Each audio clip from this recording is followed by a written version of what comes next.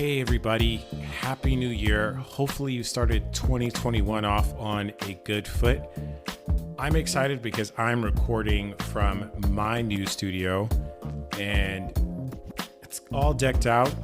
I'm excited for the next season of Technically Speaking, but before then, I'll be dropping a few of these after hours segments.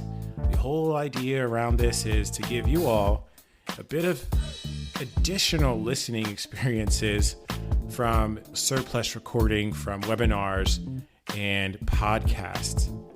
For this specific segment, I will be with Regina Gilbert, author of Inclusive Design for a Digital World, where we'll be fielding a Q&A from our live audience. Now, if you haven't already, you can listen to the full episode on season 1, episode 3, to go a little bit deeper into these subjects, but hopefully you all are able to take a few nuggets out of this short segment. Enjoy.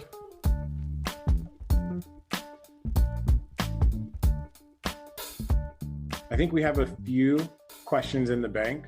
Yeah. So we'll go ahead and actually get started on those. The first one is from Amy. How can product managers begin a conversation about accessibility pre-design? How can we influence our organization and prioritize accessibility? I think it depends first and foremost on what you're working on. Are you working on a public-facing website or application? If that is the case, then you pretty much, sort of by law, are required to make your site accessible. Anything that, and the laws around this have been so ambiguous. Basically, the American with Disabilities Act really covered any public space. And it was brought before, it was created before the web was what the web is today. Yeah. And because of that, it's kind of been blanketed and used. And there's been an increase in lawsuits over the last few years. I mean, you could just type accessibility lawsuit into Google, you'll see plenty. If you have anything that's public facing, it should be accessible. In general, it should be accessible, but you can start with the legal. You could start with the legal requirements. You could say, we want to target a broader audience, right? So if we make this accessible, we're actually making this available to more people. There's a lot of money in the disability community that is missed out on because things are not accessible. There's a list of reasons. There's a lot of them. So I would say first and foremost, what it is, what are you working on? Think about from a product manager perspective, from the in terms of process. How would incorporating accessibility impact your process? Is it adding to the sprints? If it is, okay, but how are you incorporating it? How are you weaving it in? Could it be weaved in a phased way? If you have a larger team, for example, you have a visual design, you have, who else? Copy, right? Developers, right? How is that impacting each of those levels? So there's a lot. Amy, you could email me. I'd be happy to have a conversation with you. One more thing to add on, I think you spoke to this, Regine. I think bringing it into planning and prioritizing it is a great way to start.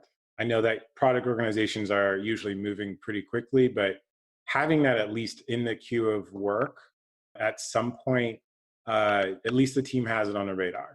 And you've done a lot of work in terms of understanding sort of how that fits in the process. I think like the keyboard navigation, even being able to vocalize that and having an example of what these types of things mean for our experience will help build more consensus around it as well. All right, the next question is from Josh Gipper. Can you give a synopsis on your approach to planning for A11Y? Okay, so for those who don't know what A11Y is, it's a numeronym for accessibility. There's 11 characters between the A and the Y. So that's A11Y. So if you ever want to look up anything accessibility on Twitter or LinkedIn, you can hashtag the A11Y and find it. Josh, it depends is my answer on what it is. It depends on, so I'll just give you an example. A lot of the work that I have done is post someone getting an accessibility audit and me helping plan out what needs to be done in accordance with the intent and agile um, plan of how to address the issues. If the issues are critical, how are we addressing those issues? So it's really starting with um, a plan first and foremost. Another project that I worked on recently, or it's still in the process of working on, is looking at making a virtual reality experience accessible. And what does that mean? Right? Are you providing audio descriptions for things that someone would interact with if they cannot see it? So it all depends on what it is. But I think definitely approaching it from the perspective of a plan first, because if you fail to plan, you plan to fail. So you need a plan of some sort. I hope that I don't have a specific answer, but I would say always start with the plan. I'm a former project manager as well, still keeping my certification in project management always. And I always think about addressing things from a project management perspective and lens. From Sunny Song, have you ever encountered a situation where a company, client, team argued that accessibility feature in design is low priority? For example, it would take too long, be too costly, or go against business immediate needs. If so, how do you push back?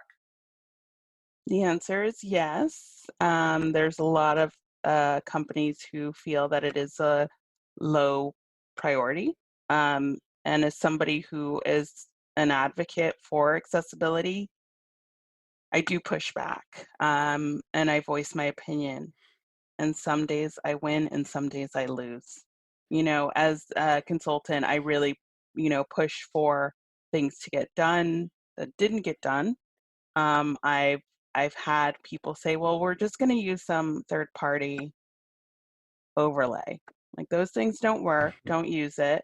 But it's sometimes you win and sometimes you don't, and it's an ongoing. I feel like for me personally, accessibility is something that I will be fighting for the rest of my life.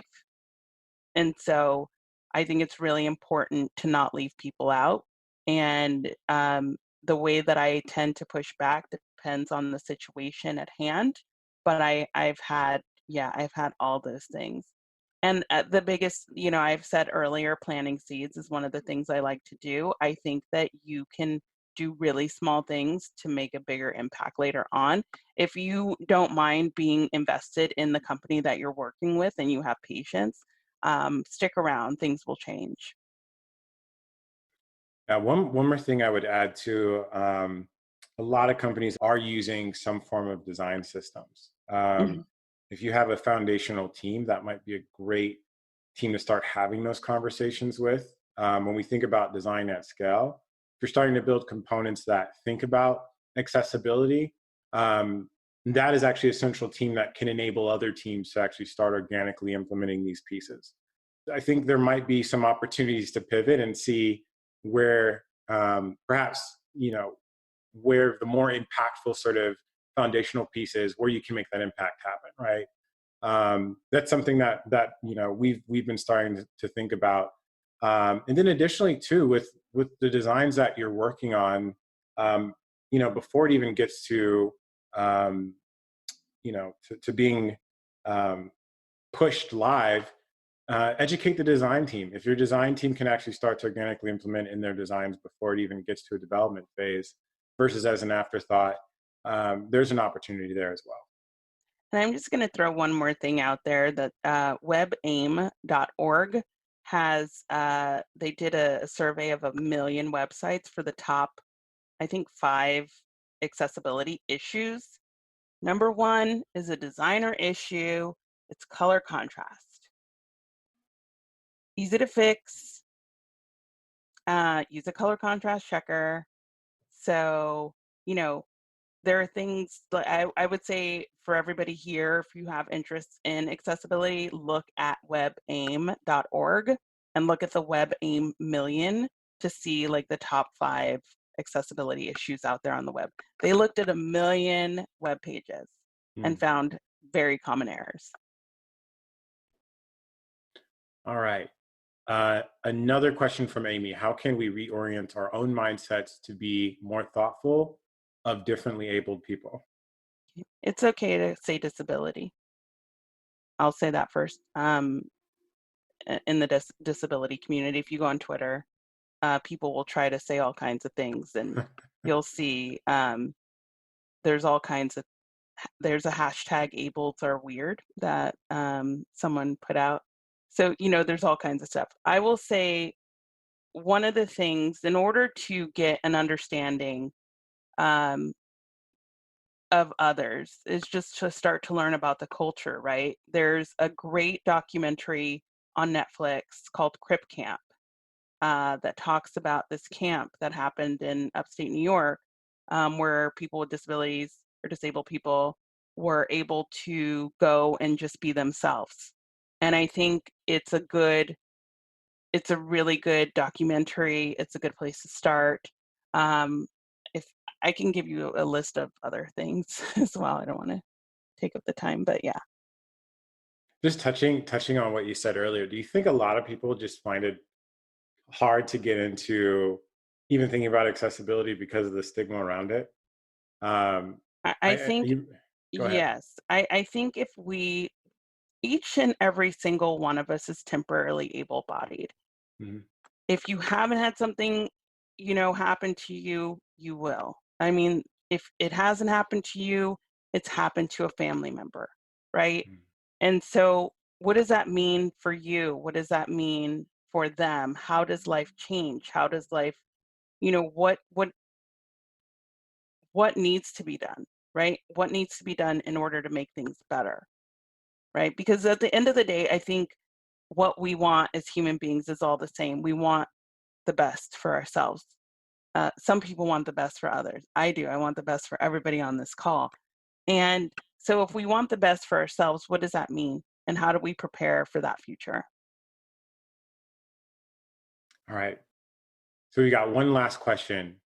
Dave asked, are there any resources you can share that might assist with coaching upper management on the need to adopt new standards? Money. There's a lot of money. I mean, there's a lot of money. When you have something that works and it's accessible and you can have the most people using it, that's money. And money talks, right? And so you can look at the return on investment of making things accessible and seeing that if we get X number of users, more users, then we're getting more money. I think money is, people will say, oh, you could look at it from the legal part. You can, but at the same time, like, why not make this open for as many people as possible so that we can have more people engaged, and more people engaged means more money, and that means I get to keep my job. Right? Yep. So yeah, I hope that answers your question, Dave, but I'm happy, again, you can reach out to me, and if you have specific questions, because I just gave a general money question, but if you, I'm open to speaking with folks. Yeah, and I feel like a lot of time, like there's also this assumption that if we're dedicating resources towards making our experiences more accessible, there isn't money around it. There's literally billions on the table that we leave because we don't address a certain community, or lots of communities that we exclude. Definitely.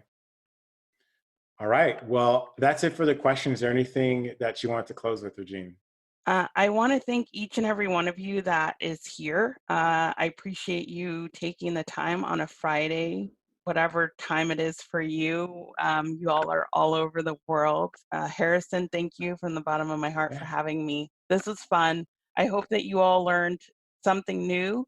I like talking, so I'm happy to be here. But I hope that this was engaging for everyone. I wish everybody who's here, anybody who's going to watch this in the future, all the best from my heart. I do mean that. How can folks connect with you? The best way to connect with me probably is Twitter because I'm on there quite a bit, at REG_INEE.